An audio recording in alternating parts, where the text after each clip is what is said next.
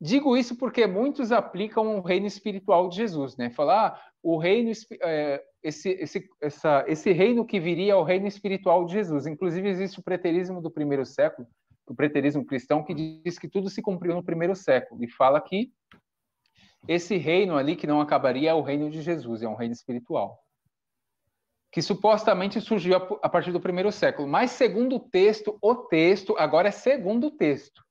Vamos parar de ideologia e ir para o texto. A pedra, ela só viria quando esse reino já fosse dividido, tá? Por um acaso, Jesus começou a reinar a partir do quinto século, onde Roma caiu? Porque esse reino, segundo o texto de Daniel, ele surge na mesma época que ele derrota esse quarto animal. Roma caiu no século V. E a gente vai dar mais ênfase isso aos versículos posteriores. Olha o verso 42. E como os dedos dos pés eram em parte de ferro e em parte de barro, assim por uma parte o reino será forte e por outra será frágil. Tá? Aqui diz claramente que esse quarto reino era forte e ao mesmo tempo, né? E não tem tempos depois, e não em tempos depois, tá? Era também fraco. Era ao mesmo tempo. Ele era forte e fraco ao mesmo tempo. Olha o verso 43. Quanto ao que viste do ferro misturado com barro de lodo, misturar-se-ão com casamentos, mas não se ligarão um ao outro, assim como o ferro não se mistura com barro. Eles nunca seriam unidos, esse reino. É um reino só, mas eles nunca seriam unidos.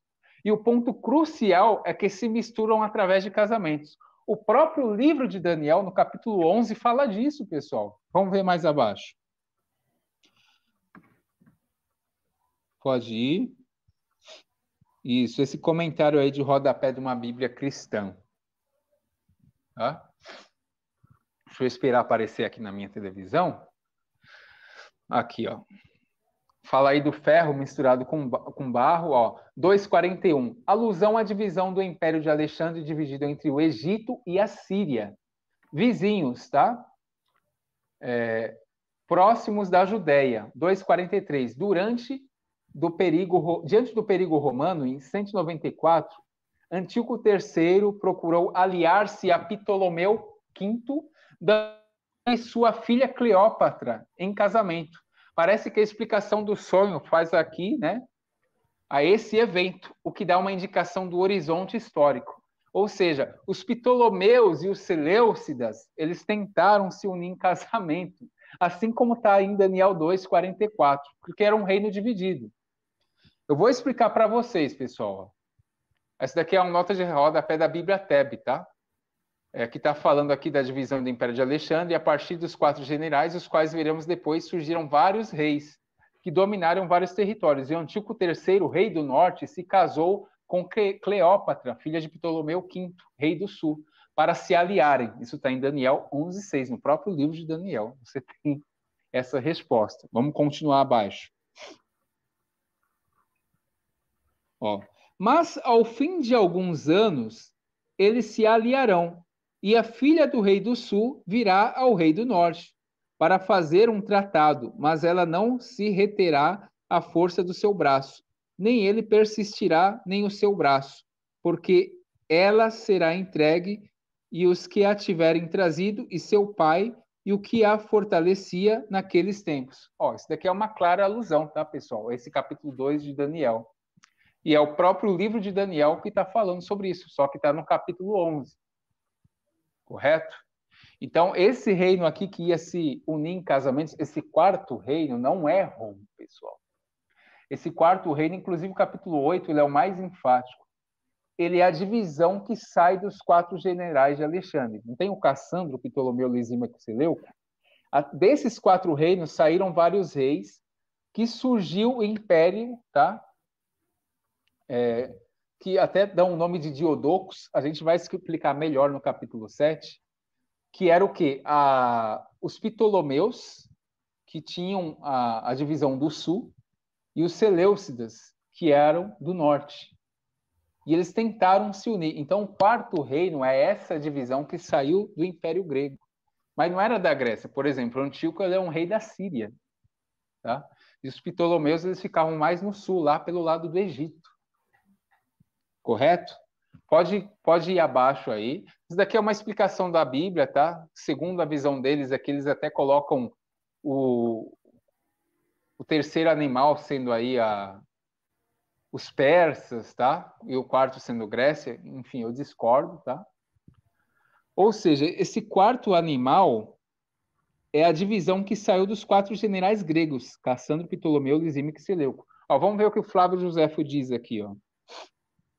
Ó, o Flávio Josefo, ele vai falar depois aí da queda de Alexandre, o que aconteceu. Ó, Alexandre o Grande morreu depois de vencer os persas e tratar Jerusalém de modo como falamos. Seu império foi dividido entre os chefes de seu exército. Antígono recebeu a Ásia, Seleuco a Babilônia e as nações vizinhas, Lisímaco o Helesponto, Cassandro a Macedônia e Ptolomeu, filho de Lago, o Egito. Houve divergências entre eles com relação ao governo, aos quais causaram sangrentas e longas guerras, desolação em várias cidades e a morte de um grande número de pessoas. A Síria sofreu todos esses males sob o reinado de Ptolomeu, de quem acabamos de falar e ao qual se dava o nome de Sóter, isto é, Salvador. Mas ele mostrou que não tinha por justo título, tá? Aqui o José está falando o quê? Da divisão que teve esse reino. Depois de Cassandro, Ptolomeu, Lisímaco e Seleuco, surgiram vários reis, pessoal. Isso daqui cresceu muito, tá? Pode ir mais abaixo, o Yehuda. Ó, aqui ele mostra claramente que depois de Alexandre, os 4 generais se espalharam e dominaram todo o mundo antigo. Depois dos 4, vários reis se formaram. Traremos a capítulo 7, tá? Vamos para o texto. Daniel 2,44. Olha isso daqui, ó, o Yehudá. Olha a leitura, ó, acompanha comigo. Mas nos dias desses reis, ó, vou ler de novo. Mas nos dias desses reis, o Deus do céu levantará um reino que não será jamais destruído. E este reino não passará a outro povo, ou seja, a outro povo. Esse reino ia ser de um povo. Esmiuçará e consumirá todos esses reinos, mas ele mesmo subsistirá para sempre. O que a gente entende aqui? Está falando do quarto animal, correto? Está falando aqui, nos dias desses reis. Tem como eu aplicar isso para o futuro? Mesmo que fosse Roma aqui, Roma imperial existe hoje? Não existe. E outra, tinha que ser na época desses reis. O Deus do céu levantará um reino que jamais será destruído. Posso fazer uma pergunta para você, Yehuda? Posso fazer uma pergunta? Depende. Certo. Ó, o primeiro reino é físico, não é verdade? Todos os reinos são físicos, correto? Uhum. Por que esse outro reino ia ser espiritual e não pode ser físico também? Qual a lógica disso? A lógica é bem fácil, para poder dar sentido para uma coisa que não tem sentido. Exatamente. Ou seja, não adianta, não tem como jogar para o futuro, gente. Mesmo se fosse Roma, tinha que ser no tempo desses reis, o texto é claro. E outra, nos tempos dos reis de Roma, surgiu um reino físico para o povo de Israel, que é um reino do povo de Israel, tá? Esse daqui é um livro israelita. Surgiu? Não surgiu. Então, Roma era dividida no primeiro século? Não era. Roma foi se dividir no quinto século. Então, não é Roma. Tá fora, Roma está completamente fora do texto. Eu já vi dizerem que até os papas, papa fulano de tal, papa ciclano. Não tem como. Coitado dos papas. Coitado dos papas, né? Até o Papa Francisco já entrou nessa lista aí ultimamente. Pois é, e nada acontece, né? Para você ver como é Não, engraçado. não. Nada acontece. Ó, aqui, exatamente. Ó, aqui o texto é bem claro. Nos dias desses reis. Quais reis? Ora, os reis que constituem o quarto animal. O que é forte e fraco ao mesmo tempo. Vamos lá. Se fosse Roma, os reis ainda estão na nossa época? Houve reino na época de Jesus? Mesmo para os espiritualistas seria contraditório dizer que sim, pois naquela época Roma não era dividida, que nem o preterista do primeiro século fala, aconteceu no primeiro século. Para a profecia se cumprir, meus amigos, esse quarto reino ele tinha que estar dividido. Ele é um reino dividido. E nessa mesma época desse reino dividido, esse quinto reino ele chegaria e destruiria. O que isso tem a ver com o primeiro século? Como é que o preterista do primeiro século fala para mim? Se cumpriu no ano 70. Aonde? Roma era dividida, por acaso, no primeiro século? Não era. E não tem como jogar para o futuro também, porque é no tempo desses reis. A não ser que vocês venham falar para mim que esses reis vão reencarnar e vão voltar.